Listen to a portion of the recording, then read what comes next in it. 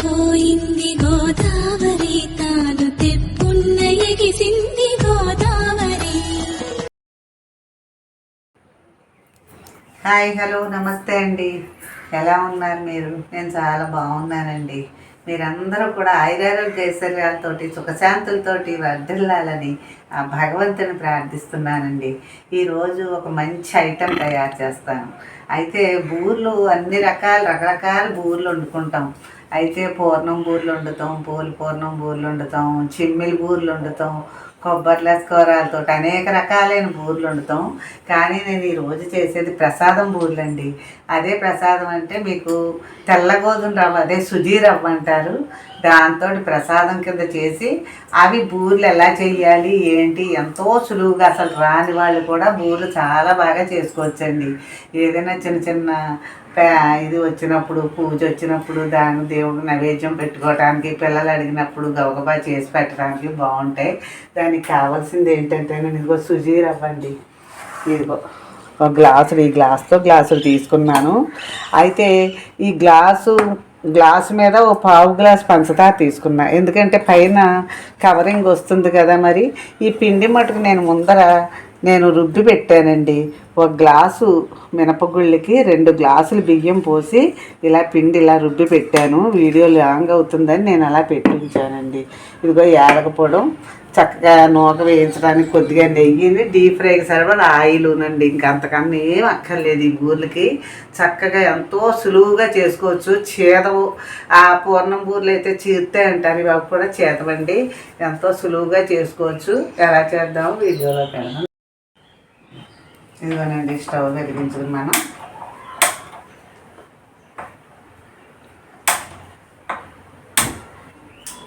బూర్లు పెట్టుకొని ఇప్పుడు కొద్దిగా నెయ్యి వేసుకోవాలి దీంట్లో.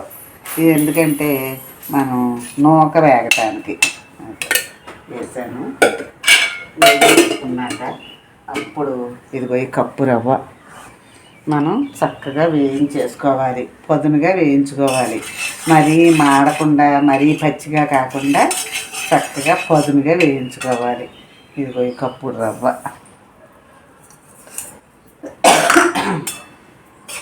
సన్న సరిపెట్టుకోవాలండి. మీడియంలోనే పెట్టాలి, హైలో పెట్టకూడదు. మీడియంలో పెడితే చక్కగా వేగుతుంది. నేనేదో చాదస్తంగా మాట్లాడుతున్నానని ఎవ్వరూ భావించకండి. సరుకు పాడైపోతుందేమో అని బెంగండి నాకు. సరుకు ఈ రోజుల్లో కొనుక్కోవటం ఎంతో కష్టం.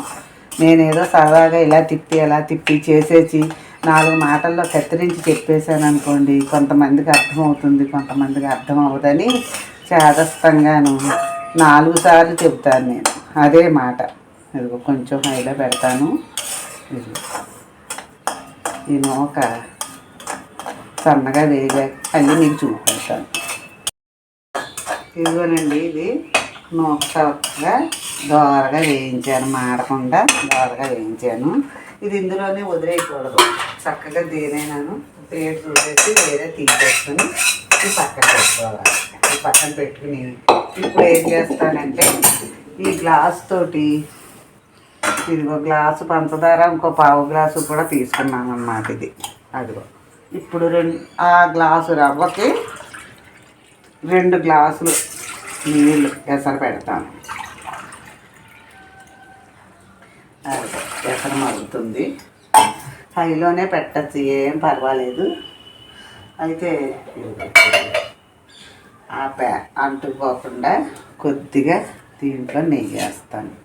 నూనెలో, నీళ్ళలో వేస్తే మనకి చక్కగా ఆ గిన్నెకి అంటుకోకుండా హ్యాపీగా అలా వచ్చేస్తుంది అన్నమాట.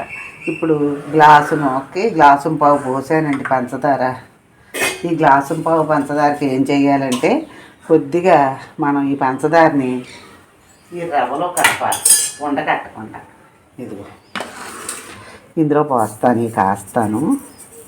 అలా పోసామనుకోండి అస్సలు ఉండనేది కట్టదనమాట. మనం పోయటం ఎలా పోసినా కూడా ఇబ్బంది ఉండదు. రవ్వ చక్కగా ఉడికిపోతుంది. మనం ఈ కాస్త పంచదార ఇలా వేయటం వల్ల అది ముద్ద అవ్వకుండా, ఉండకట్టకుండా చక్కగా వస్తుందన్నమాట. ఇదిగో ఇలాగ పోసి మిగిలిన పంచదార ఇదిగో ఈ ఎసట్లో పోసేస్తాను నేను. ఇది మనం ప్రసాదం అనుకోండి, సత్యనారాయణ మూర్తి ప్రసాదం అయితే మనం ఏం చేస్తామంటే పాలతో చేసుకుంటాం. ఇప్పుడు ఇది పాలతో చేసామనుకోండి బూర్లు నిల్వ ఉండవు. ఇప్పుడు ఇలాగ మనం వేయించిన బూర్లు 4 రోజులు నిల్వ ఉంటాయి. అదే పాలతో అయితే కనుక నిల్వ ఉండవు అసలు బూర్లు. అందుకని నేను నీళ్ళతోటే చేస్తున్నాను. అందరూ నీళ్ళతోటే చేస్తారు. ఈ టేస్ట్ కూడా ఓ రకంగా బాగుంటుంది అనమాట. ఇదిగో ఇందులో పంచదార కరిగిపోయాక మళ్ళీ మీకు నేను చూపెడతాను. ఇదిగో చూడండి ఎసరు ఎలా మరుగుతుందాను. అది అలా పంచదార తిని అప్పుడు ఇది ఇందులో పోసేయాలి. మనం ఏం కంగారు పడక్కర్లేదు, ఎందుకంటే అది ఉండ కట్టదు.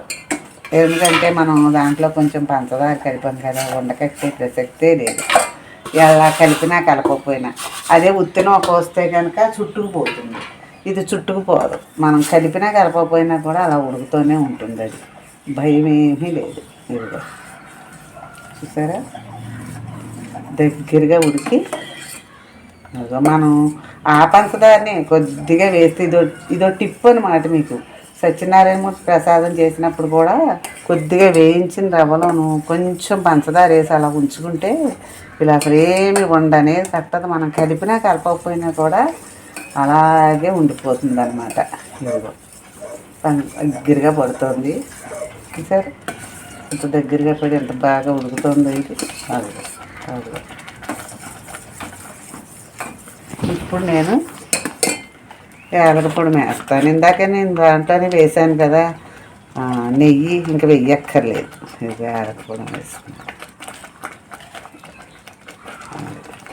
యాలక పొడి వేసి చక్కగా దగ్గర పడితే అప్పుడు ఉండలు అవుతాయి అన్నమాట. దగ్గర పడ్డాక మళ్ళీ చక్కగా చల్లారాక మనకు కావలసిన ఉండలు చేసుకోవాలి. ఇది చల్లారే లోపల నేను నూనె అది పెట్టుకుంటాను, మళ్ళీ మీకు చూపెడతాను. ఇదిగో ఈ ప్రసాదం ఇప్పుడు చూద్దాం. చూసారా ఎంత బాగా వచ్చేసిందో, ఎంత బాగా ఉడికిందోను. ఇది కొద్దిగా దీంట్లో వేసుకుని చల్లారాక మనం బూరి ఏ సైజు కావాలంటే ఆ సైజు ఉండలు చేసుకోవాలి. ఇలాగా పెట్టి ఎంత బాగా ఉడుకుతుందోనండి. నేను చెప్పిన కొలతల్లోనే చేసుకోండి. ఇదిగో మనకి ఏ సైజు కావాలంటే ఆ సైజు. మెత్తగా ముసరాళ్ళు అయితే ఇంకా బాగా తింటారండి ఈ బూర్లు. పిల్లలకి ఇట్టే చేసి పెట్టుకోవచ్చు మనం. ఎంత బాగా చేసుకోవచ్చో ఇది. అలాగా ఉండలన్నీ కూడా మనకి ఏ సైజు కావాలంటే ఆ సైజు చేస్తాను. బాగా పెద్ద సైజు కావాలంటే బాగా పెద్ద సైజు చేసుకోండి, లేకపోతే చిన్న సైజు చేసుకోండి, మీ ఇష్టం. మీరు ఎలా చేసుకున్నాను. ఇది ఉండలన్నీ చేశాక మళ్ళీ మీకు చూపెడతాను. ఇదిగోనండి ఉండలన్నీ ఇలా చక్కగా మన ఇష్టం, మనం ఏ సైజు చేసుకున్నా పర్వాలా. ఈ లోపల మన టైం పాడవకుండా అది ఆయిల్ కూడా కాగిపోయింది.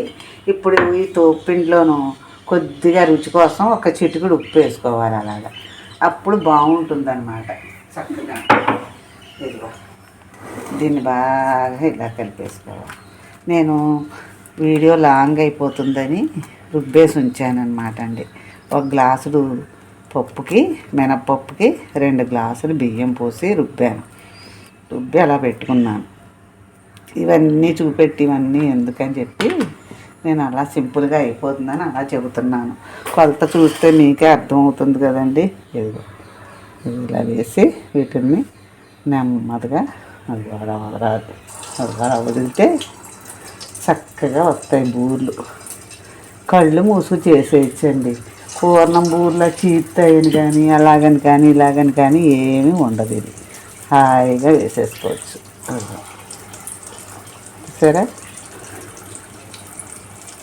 నూనెలో ఎన్ని పడతాయో అన్నీ వేసేసుకోండి, ఏం పర్వాలా.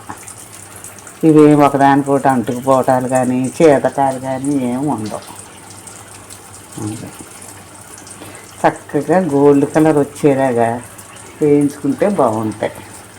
ఇవి 2-3 రోజులు నిలవ ఉంటాయండి. ఇలా చేసుకోవటం వల్ల బాగుంటాయి. ఇలా పెట్టాను, వేగుతాయి.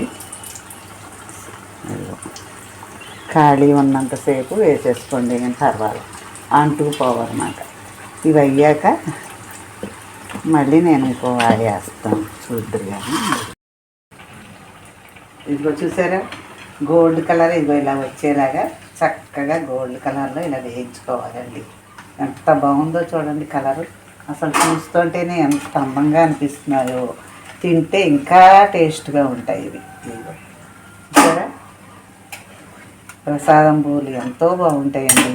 చాలా సులువుగా ఏమి చేతకాని వాళ్ళు కూడా ఈ బూరు వేసేయచ్చు. ఇదిగో మళ్ళీ మీకు ఇంకో వాయేసి చూపెడతాను చూడండి. ఇదిగో ఇలా ముంచి ఇదిగో ఇలాగంటే చక్కగా నున్నగా వచ్చేస్తాయి బూర్లు. ఎంత బాగా వస్తాయో అది అలా వేసుకుని అది ఇదిగో అది అన్నీ చక్కగా సమానంగా ఇలా వేసుకుంటూ గోల్డ్ కలర్ వచ్చేలాగా చక్కగా వేయించుకోవాలి. చూసారా ఎంత బాగున్నాయి ఈ కలర్ చూడండి. చూస్తేనే తినాలనిపిస్తున్నాయి. చూసారా బూర్లు ఎంత అందంగా ఉన్నాయి. చేత నేను చెప్పిన కొలతలతోటి మీరు అందరూ చేసుకుందరు కానీ ఇవన్నీ అయిపోయాక మళ్ళీ నేను మీకు చూపెడతాను. ఇదిగోనండి మీ అందరి కోసం చక్క తీగా పైన కరకరలాడుతూ లోపల ఎంతో స్మూత్గా తెల్ల గోధుమ రవ్వతోటి తెల్ల ఉప్మా రవ్వతోటి బూర్లు ఎంత బాగుంటాయంటే మీరు ఒక్కసారి చేసుకుని నేను చెప్పిన పక్కా కొలతలతో చేసుకుని తినండి. పిల్లలకి పెట్టండి. పెద్దవాళ్ళకి కూడా ఏం జబ్బు చేయదు, పిల్లలకి జబ్బు చేయదు. మీరు తినండి. మీరందరూ కూడా నేను చెప్పిన కొలతలతోటి చక్కగా చేసుకోండి. ఎంతో అందంగా ఉంటాయి బూర్లు, అంత టేస్ట్గాను ఉంటాయి. నేను ఎందుకు చెప్పానో విని ఒక్కసారి ట్రై చేసి చూడండి. అందరికీ తెలిసే ఉంటుంది ఈ బూర్లు, కానీ నేను కొత్తగా చెప్తున్నానని అనుకోకండి. కానీ మీరు చేసుకుని పిల్లలు మీ పెద్దవాళ్ళకి పెట్టి పిల్లలకి పెట్టి మీరు తిని ఆనందించండి. ఈ వీడియో కనుక మీకు నచ్చితే లైక్ చేయండి, షేర్ చేయండి, కామెంట్ చేయండి. మీరు ఒక టిప్పు చెబుతున్నానండి. నన్ను ఆవకాయ కొలతలు అడిగారు ఎవరో చాలామంది. ఆవకాయ కొలతలకు ఏం లేదండి, నేను పెట్టే కొలతలు అయితే మీకు ఒక గ్లాసు కారం అండి, గ్లాసున్నర ఆవు పిండి వేస్తాను, 3/4 గ్లాసు ఉప్పు వేస్తానండి, కొట్టిన ఉప్పు, రాళ్ళ ఉప్పు కొట్టి తయారు చేసుకున్న ఉప్పు 3/4 గ్లాసు వేసి 4 గ్లాసులు ముక్కలు వేస్తాను. 3 గ్లాసులేమో ఆయిల్ పడుతుందండి. మొత్తం అంతా కలిపి 3 గ్లాసులు ఆయిల్ పడుతుంది. ఇదేనండి, పెద్ద కొలత ఏమీ లేదు. మీరు అందరూ కూడా చక్కగా పెట్టుకోండి. మా పికిల్స్ కూడా ఈ ఏడాది చాలా చాలా కేజీలు అమ్మేశామండి. ఆవకాయ ఎంతోమంది చాలా బాగుందని చాలామంది మంచి కామెంట్లు ఇచ్చారు. తీసుకొని తిన్నవాళ్ళు కూడా చాలా ఆనందపడ్డారు. చాలా ఆవకాయ మాగాయ కూడా అమ్మామండి. అదే కొలత. మీరు ఆవకాయకి ఒకసారి మీరు వీడియో మరీ చూస్తే మీకు అర్థమైపోతుంది. ఈ వీడియో మీకు నచ్చితే లైక్ చేయండి, షేర్ చేయండి, కామెంట్ చేయండి. నా ఛానల్ తప్పకుండా సబ్స్క్రైబ్ చేసుకోండి. Thank you very much.